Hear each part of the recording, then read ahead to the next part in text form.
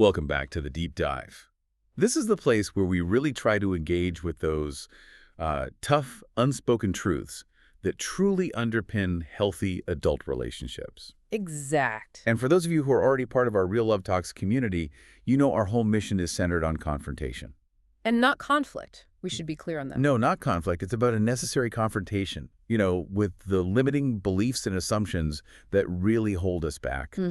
Today, we're plunging into a concept that is, I think, absolutely fundamental for understanding your own personal fulfillment. We're calling it the love trap. And we're opening with the truth that a lot of people find uncomfortable, but it's absolutely essential for personal growth. It really is. We're focusing on a very persistent and frankly flawed behavioral pattern that just derails potential stability again and again. Okay, so let's unpack this immediately because I feel like this touches on, well, almost every adult relationship in our culture. It does. The central theme we are exploring today is built on this one premise: the huge misconception that external affection can heal internal emptiness. Right. The core widespread misconception we see tripping up so many people, often, decades into their lives, is this deep-seated belief that external love, Usually from a partner. yes, specifically the affection or the presence or the devotion of a partner, can somehow just swoop in and fix their internal brokenness or, permanently fill that inner existential void. Yeah. And we're diving deep into why that expectation isn't just unrealistic. It's, well, scientifically and psychologically impossible. And what's so fascinating here is just how universal this thinking still is. It's a core cultural narrative, this idea of being completed by another person. Everywhere. Movies, songs. Everywhere. And so we see countless individuals, and often they're operating completely unconsciously, who enter relationships with the premise that their partner must supply the love, the validation, the affection necessary to fill a fundamental inner emptiness. They see the partner as a resource. As the external resource, the one capable of providing the missing piece of their soul. It's a huge burden to place on someone. It is. So today, we need to show you precisely why this premise is so inherently flawed and, maybe more critically, what the actual internal path to achieving self-wholeness really looks like. Okay, so let's start by defining that experience we're talking about. I mean, we hear this described by so many people in the Real Love Talks community. This isn't just, a simple desire for companionship. It's a really profound internal feeling. It's deeper than that. Much deeper. It's the realization that you're carrying an inner emptiness, a sensation people describe as like a cold spot or lack of direction, or just this chronic, low-grade sense of anxiety or incompleteness. And then the focus shifts. Right. Completely. The focus shifts entirely on finding a partner, a woman, in many of the cases we see, with this belief that if they just find the right one, they'll be able to literally feel her love and affection. Like it's a transfusion. Yes. Exactly, like some kind of emotional osmosis that's going to resolve that internal lack and just lead to lasting happiness. And look, that fundamental yearning for connection, for wholeness, it's absolutely natural. Of course. It's an evolutionary and a psychological drive. We have to acknowledge the humanity of that desire. But the execution, the belief that the solution lies outside yourself, that it can be delivered by another person. And often against their will or despite their own needs. Yes. That is the broken mechanism. That's the illusion of external fulfillment we're talking about. So what does that broken mechanism actually look like in action, day to day? How does this desire manifest in a way that is just immediately toxic to a relationship? Well, it manifests as neediness, of course. That's the obvious one. But it's often in much subtler ways. The constant seeking of reassurance, the do you love me questions, the need for constant validation, an inability to be alone or to be comfortably independent. So like anxiety when the partner is emotionally distant for a moment? Huge anxiety. Or the perpetual requirement for that external validation just to regulate your own internal self-worth. If the whole goal of the relationship is to use your partner as a constant source of, life support for your own internal state, You're setting them up to fail. you are setting the partner up for catastrophic failure. Tell us more about that, the impossibility of the task. Why is it inherently impossible for a partner to fulfill this demand for internal completion? Because the demand itself is existential. You're asking another human being to solve a problem that is fundamentally spiritual or psychological in nature. It's not a practical problem like, can you help me fix the sink? Not at all. And no human being possesses the energy or the time or the capability to provide permanent internal existential fulfillment for another adult. It's just not possible. So what can a partner offer then? A partner can offer comfort, support, companionship, joy, all wonderful essential things. Right. But they cannot be your missing piece. That is not their role, and frankly, it is not a power they possess. And what happens if the partner accepts that expectation? Maybe not consciously, but they sort of implicitly agree to try. What's the chronic outcome we observe? It leads to chronic suboptimal relationship outcomes, always, because the partner is perpetually struggling against a goal they can never, ever achieve. So they constantly feel like they're failing. Constantly. If they feel like they cannot accomplish the thing that is, healing or completing the other person or making them truly deeply happy, they experience emotional burnout. I can see that, the weight of that. The weight of being solely responsible for another person's existential happiness is just unbearable. It's crushing. So they start to feel what? Inadequate. Inadequate, resentful, and then eventually they withdraw. They opt out of the relationship. And the tragedy here. The tragedy is that the partner's love may be massive. It might be genuine and huge. But because the receiver cannot absorb it, as we're about to discuss, the recipient just remains unsatisfied. Which creates a vicious cycle. A vicious, destructive cycle. The giver gets exhausted, the receiver stays empty, and the relationship implodes. Okay, so this is where we need to move from those behavioral patterns into the core physiological reality. Yeah. And this is, I think, where we have to challenge a really deep cultural assumption. Yes. The love trap exists because we confuse deep empathy with literal emotional absorption. We assume that if a partner loves us deeply, we should be able to, literally feel that love enter us and make us whole.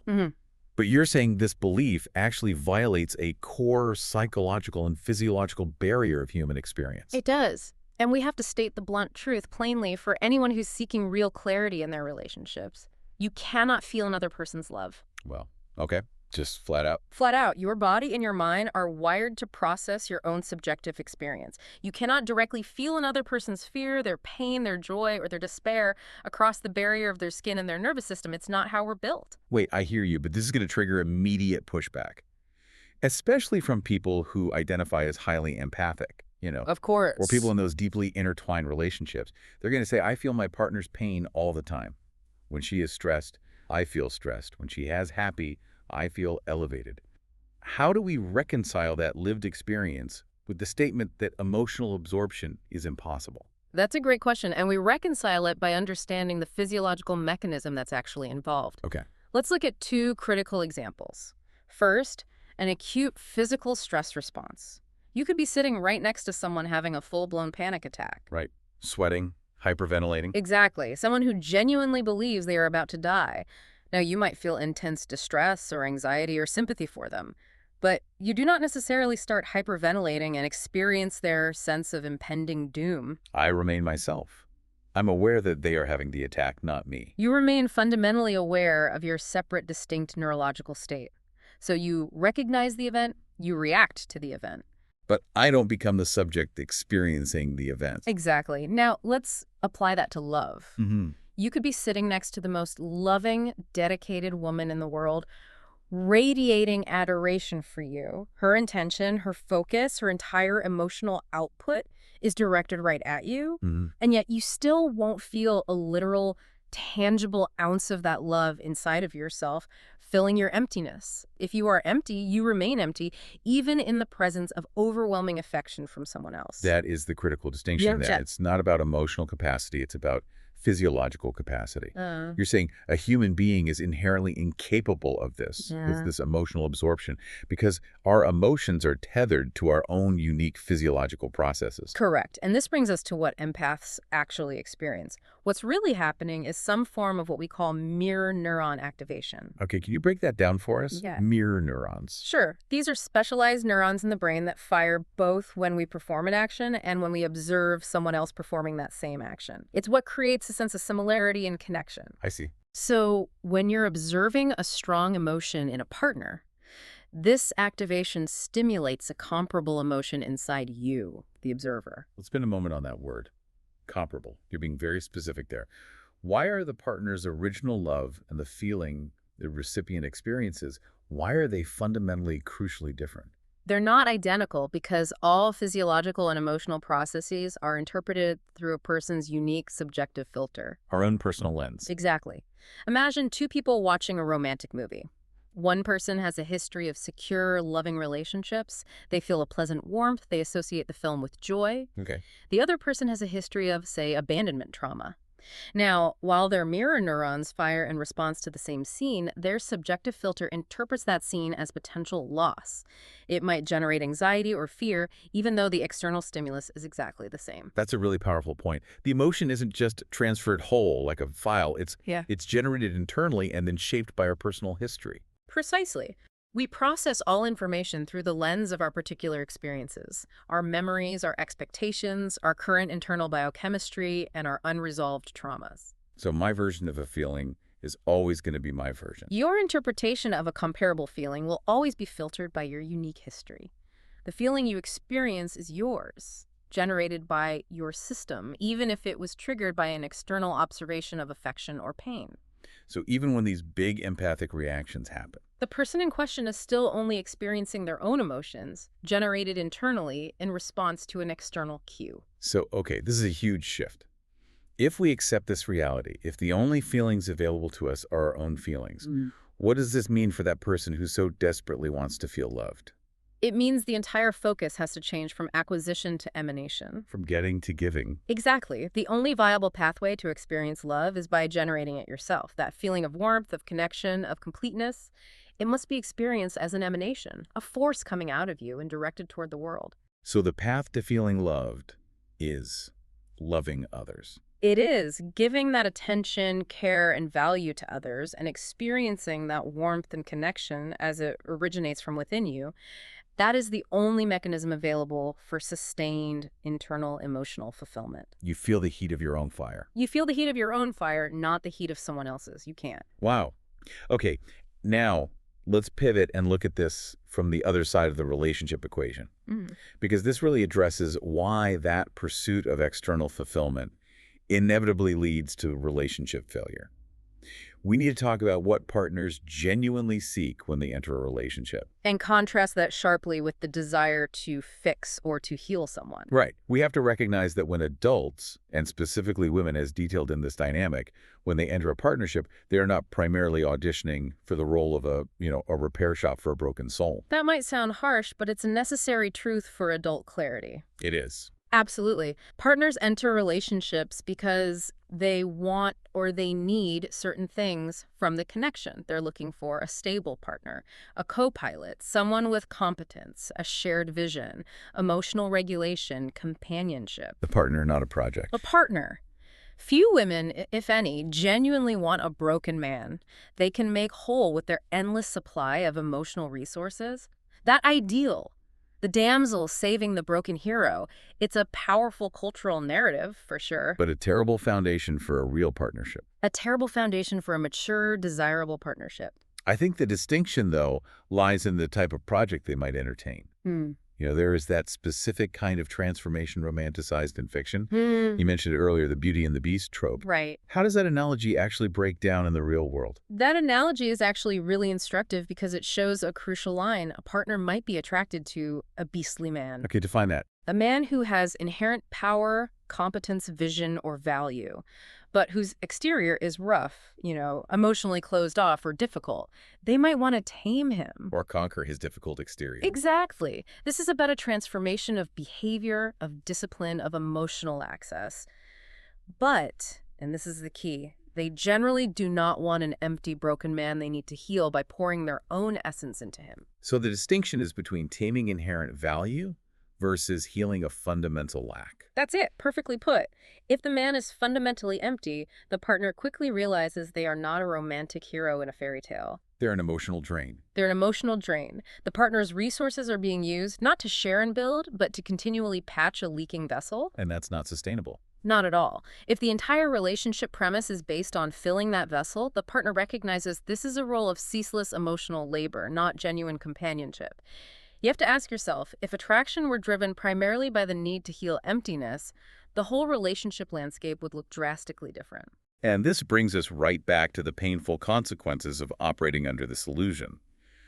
Approaching a relationship, consciously or not, with the main intention of being filled up by the other person. The intention itself guarantees failure. It just has to, because the partner experiences the impossibility of the task. So the person seeking fulfillment will just perpetually feel like their partner can't satisfy them. Always. Your internal demand is infinite.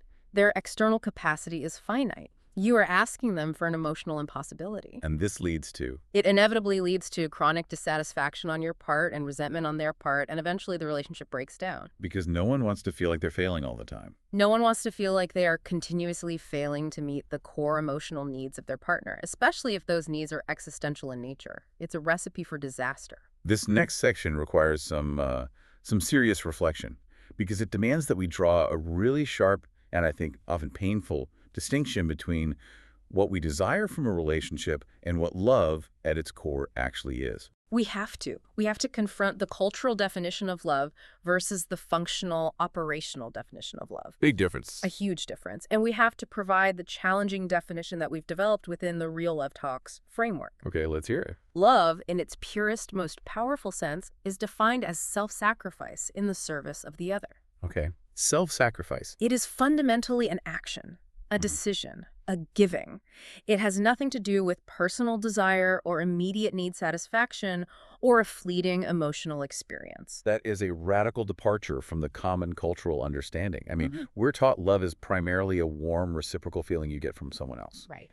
But you were saying love is effort, action, and giving, regardless of the emotional payoff. It is entirely about giving. I mean, consider the conceptual extreme, the ancient wisdom that tells us to love your enemies. Right.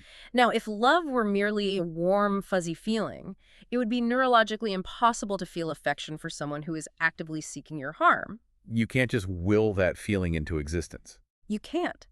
Therefore, love must be an action, a conscious decision to give, to promote the welfare of the other person, even when it costs you something, so that they might benefit. And here's the core conflict then.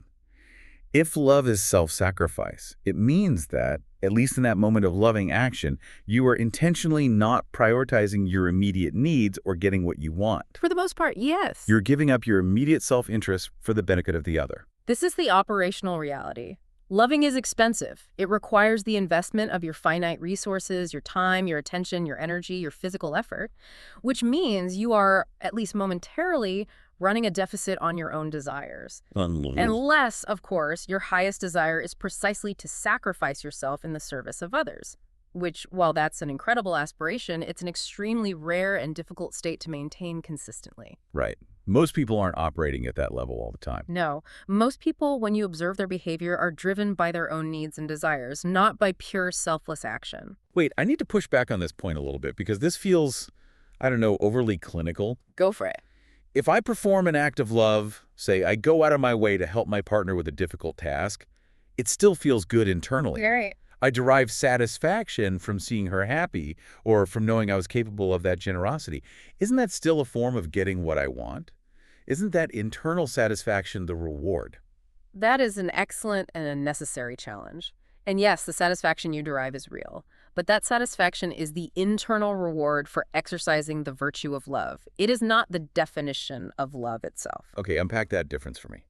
If you only perform the act because you want the satisfaction, if the primary driver is your own feeling of fulfillment, then the action is ultimately self-serving, even if the outcome happens to benefit the other person. So it's about the prime motivation. It's all about the motivation. True self-sacrifice happens when the cost is high and the internal payoff is uncertain or delayed. Yet you proceed anyway for the sole benefit of the other. The moment you prioritize the internal feeling, the getting, over the external action, the giving, you move from love to self-satisfaction. Okay, so we have to accept bitter truth number one, then, regarding long-term relationship acquisition.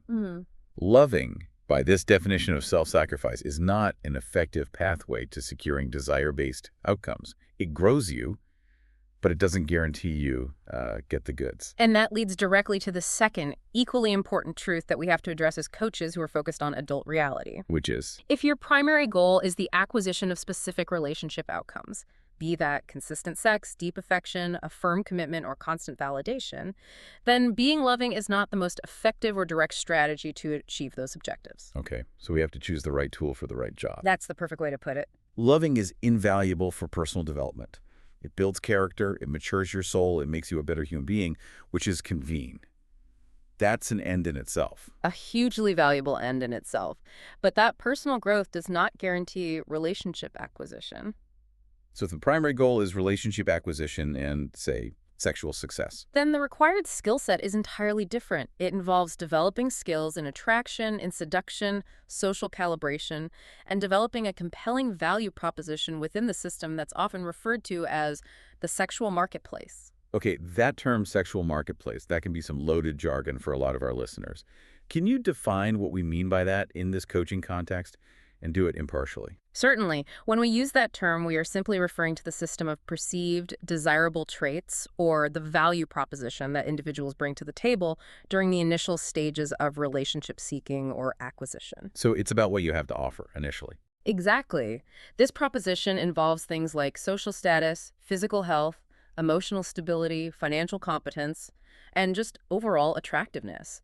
It's the assessment people make, often completely unconsciously, when they're determining if another person is a desirable partner for short-term or long-term engagement. And this system operates on a different logic than love. A completely different logic.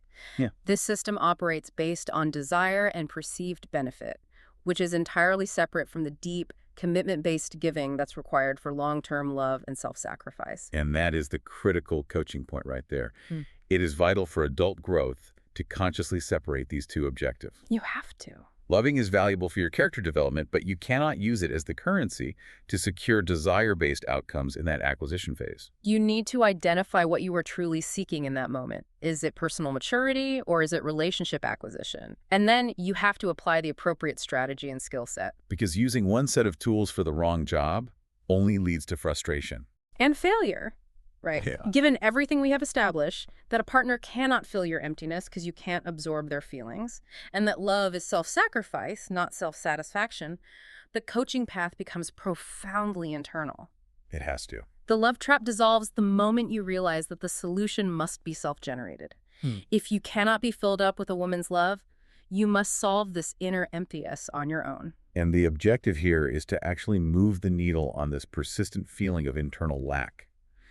In our experience, developing content for the Real Love Talks community, we see two key actionable pathways that reliably generate internal wholeness and stability. And we are not talking about superficial self-help here. No, not at all. We are talking about fundamental shift in your self-perception and your focus. The first pathway, and for many people it's the most effective because it really addresses the existential nature of the void, is cultivating a felt emotional connection with a higher power or God. And it's crucial to understand we are not talking about an intellectual exercise. No, not at all. This isn't about just reading sacred texts or philosophy or simply adhering to a certain religious dogma.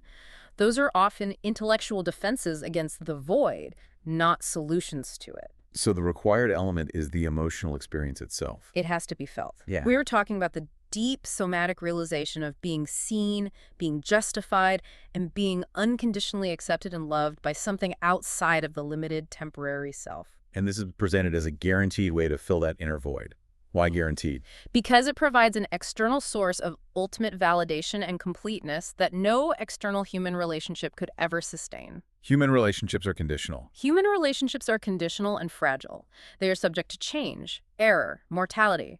The inner void often stems from a lack of unconditional worth. So only something unconditional can fill it. Only a connection that is perceived as infinite and unconditional can truly quell that specific existential fear of lack. When a person achieves that felt connection, the internal neediness just evaporates. Because the ultimate source of validation has been secured. Precisely. Okay, but what if that concept of a higher power doesn't resonate with the listener? Or if they operate completely outside of a theological framework? That brings us to the second pathway, right? It does. And this one addresses the relationship between inner emptiness and self-focus, which is an equally powerful mechanism. Absolutely. The second pathway recognizes a critical psychological pattern. The more you are focused internally thinking about yourself, monitoring your feelings, analyzing your lack, the more acute the emptiness becomes. The self-focus makes it worse. It exacerbates the sense of lack by constantly reaffirming the existence of the deficient I. And this aligns so deeply with thousands of years of philosophical and spiritual traditions, specifically, the Buddhist perspective, which posits that the self is, in many ways, a delusion. A constructed narrative. A constructed narrative. And the more we believe in or cling to that delusion of self, the more we are going to suffer because we're clinging to something impermanent and fundamentally unreal. And that suffering is the emptiness. The clinging creates the boundaries of the self. And those boundaries are experienced as a lack separation from the whole. So the actionable remedy, then, is to shift your attention radically outward and become completely absorbed in the experience of life outside of your own internal narrative. we get out of ourselves by getting into life. How does that translate into practical action for the person who is feeling empty today? The more your attention is shifted externally, the more the self, that constructed ego that experiences the void, it tends to disappear from your own perception. The self dissolves when it's absorbed in something else. Okay, so this means engaging fully in the put. In something exciting, something challenging, something interesting, or something deeply meaningful that requires your full cognitive and emotional resources. So this is about purposeful action. Purposeful action, contribution, engagement. When you are truly absorbed in building a business or mastering a skill or serving a community or solving a massive external problem, your internal focus fades. And when the internal focus fades, That critical sense of emptiness disappears because the entity that was experiencing the lack, the self-centered ego, is temporarily suspended. that is a profound distinction. The emptiness isn't filled. No, The sense of emptiness disappears when the ego is quieted by external absorption. precisely. And these two pathways, a deep internal connection to unconditional validation and a radical external engagement through meaningful purpose, these are the primary guaranteed movers for healing internal emptiness. Feel that emptiness yourself. Take ownership of your fulfillment and stop expecting another person or a partner's love to perform the impossible task of completing you. So there you have it. We've taken the deep dive into the love trap concept, Mm-hmm. and we've really tried to dissect it from both a behavioral and a physiological perspective. And this trap, it's a powerful cultural idiom. It's a metaphor for human connection that we mistakenly take literally. And that leads us to demand the impossible from our partners. Exactly. You are not broken because you can't feel her love filling you up. You are simply human, and you're governed by the laws of emotional subjectivity. You are incapable of emotional absorption. And the key takeaway here is not cynical, it's actually liberating. It is. Wholeness and fulfillment must originate from within. This requires the deliberate adult application of self-generated love, a cultivated purpose, and an external connection to something vast and unconditional. Stop looking for completion in another person. And start building it within yourself. A heartfelt thank you to you, our listeners, for taking this deep dive with us today and for engaging with these concepts that we tirelessly develop for your growth and your maturity. We really do appreciate your support and your willingness to confront these challenging truths. It's not always easy. Not at all. And if these insights resonate with you and you want more coaching, more community, and content that's designed to elevate your adult relationships and lead you toward genuine fulfillment and clarity in your life, We invite you to join the community at Real Love Talks. follow us and connect with others who are committed to seeking genuine growth and actionable relationship insights. We appreciate your support and thank you for listening.